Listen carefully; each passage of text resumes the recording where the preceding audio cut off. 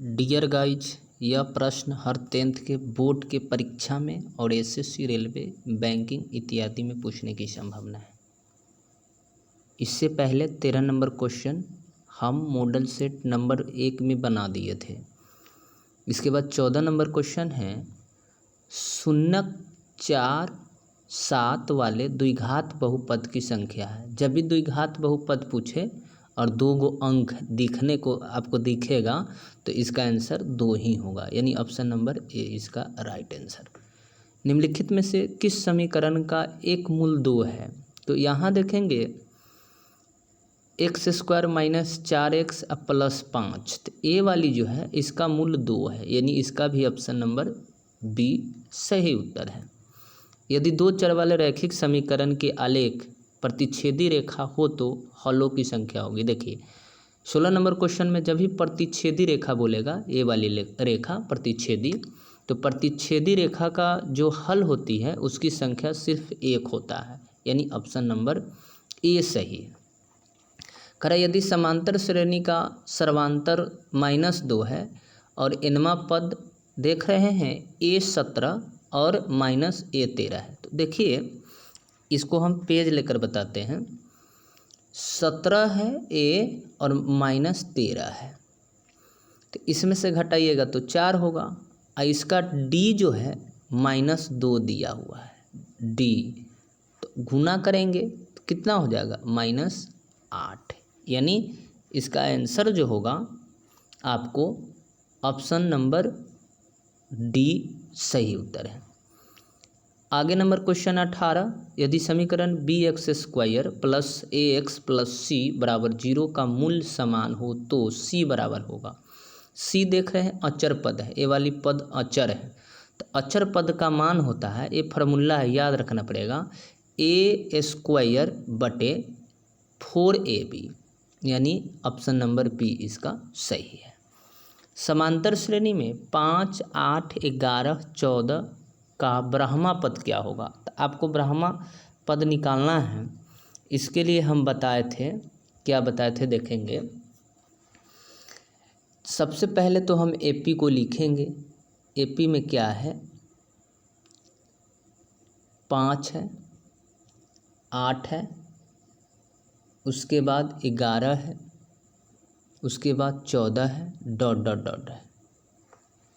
अब इसमें क्या है, पहला पद जो होता है ए होता है, तो ए बराबर 5 हो गया, और डी यानी सर्वांतर निकालने के लिए दाहिना वाले में से बाएं वाले पद को घटाते हैं, यानी 8 में से 5 को घटाइए तो आपको निकल के आ जाएगा 3। अब ब्रह्मा पद है, जो ट्रिक से बताते हैं, ब्रह्मा पद जब भी कोई भी पद पूछेगा तो उसमें से सिर्फ एक डी में घटा देना है, यानी ब्रह्मा पद पूछ रहा है तो यहाँ हो जाएगा 11d। अब ए का मान यहाँ से ले लीजिए 5, अब +11 गुने डी का मान 3 है, तो 3 ले लीजिए। उसके बाद देखिए तो पहले गुना का चिन्ह होगा, 11 तिया 33 कीजिए और इसको जोड़िए तो कितना हो जाएगा 33 और 5 38। इसका सही उत्तर हो जाएगा आपका ऑप्शन नंबर 38 वाला बी।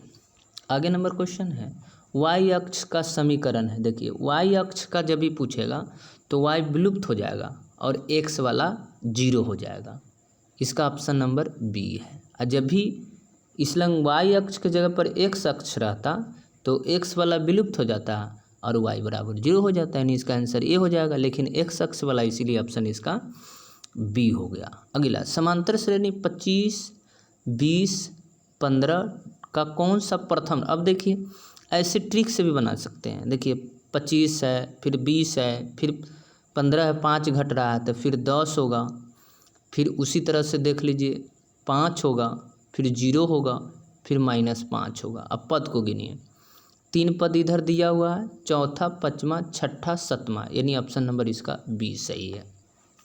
अगला क्वेश्चन है निम्नलिखित में कौन सा समांतर श्रेणी में नहीं है?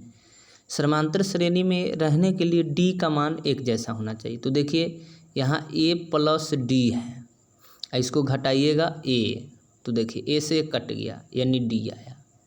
फिर इसमें देखेंगे a+2 दी है, फिर ये भी AP में है।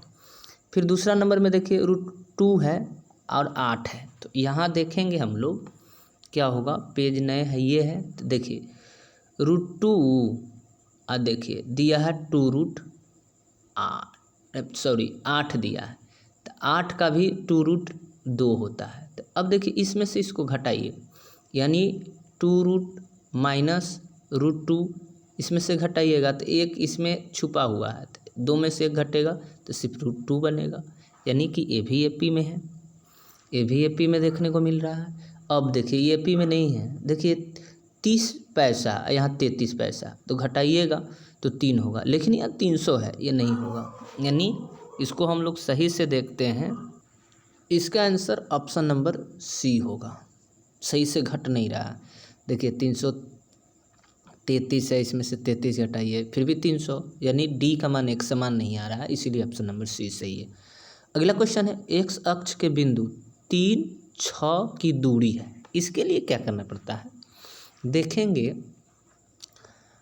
क्वेश्चन है 3, 6, तो एक फार्मूला होता है √x² + y²। तो हम लोग देखेंगे D बराबर होता है, तो 3 है तो 3 का स्क्वायर प्लस 6 का स्क्वायर, रूट कर लीजिए, 3 का 9 और उसके बाद 6 का 36 स्क्वायर होता है। 36 और 9 को जोड़ेंगे तो 45।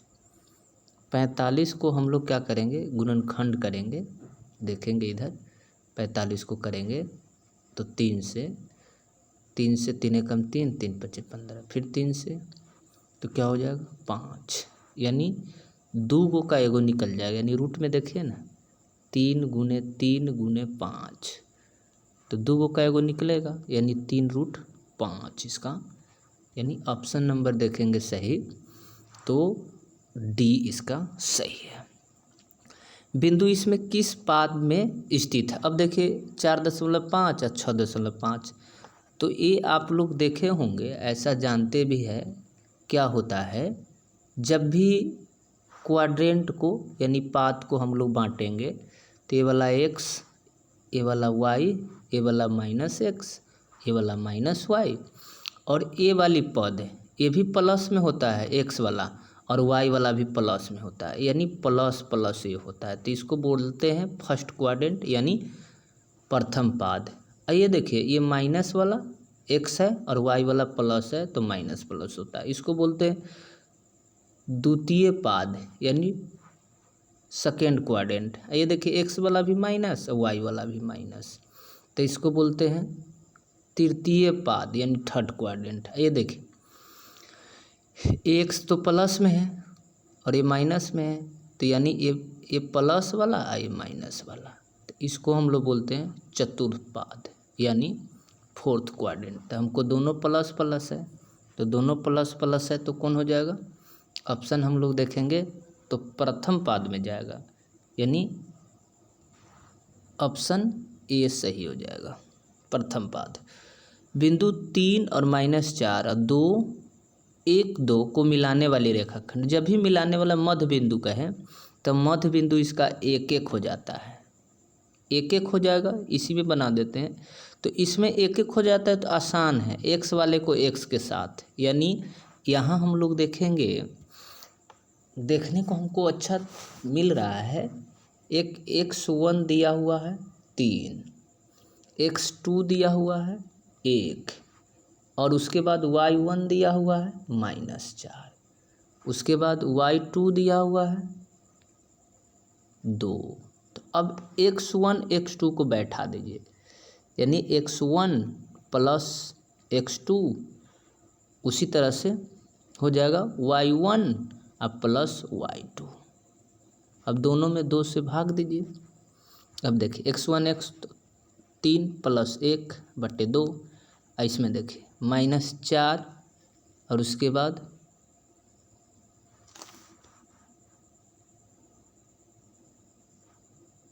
+2/2। तो हम लोग यहाँ देखेंगे, अच्छा क्वेश्चन है, तो जोड़ेंगे तो 4/2, काटेंगे तो 2 प्राप्त होगा, और इसको जोड़ेंगे तो -2। लेकिन यहाँ जोड़ के चिन्ह नहीं देंगे, यहाँ आपको घटाव के चिन्ह देना है, घटाव का चिन्ह देना है, घटाव का चिन्ह। इसको हम लोग 2 से जो काटे हैं ये आपका गलत है, ये आपका गलत है, इसको 1 से काटा जाता है, यानी नहीं मध्य बिंदु 2 है, ठीक है, 2 से काटा जाएगा।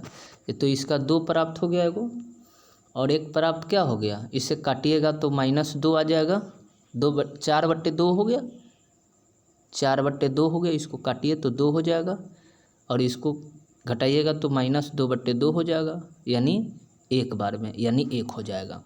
यानी ऑप्शन देखेंगे तो ऑप्शन नंबर इसमें कितना, ऑप्शन नंबर इसका सी सही है।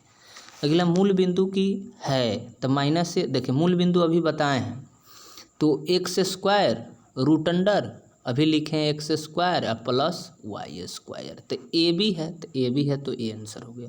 और यदि बिंदु K2 है फिर -3 4 है, तो ये संरेखीय निकालने के लिए आपको फार्मूला पे जाना होगा, जो ट्रिक से हम बताएंगे सब्जेक्टिव में। धन्यवाद। इसका आंसर 27 का 60 है। इस चैनल को सब्सक्राइब कीजिए, धन्यवाद, और दोस्तों के साथ शेयर कीजिए।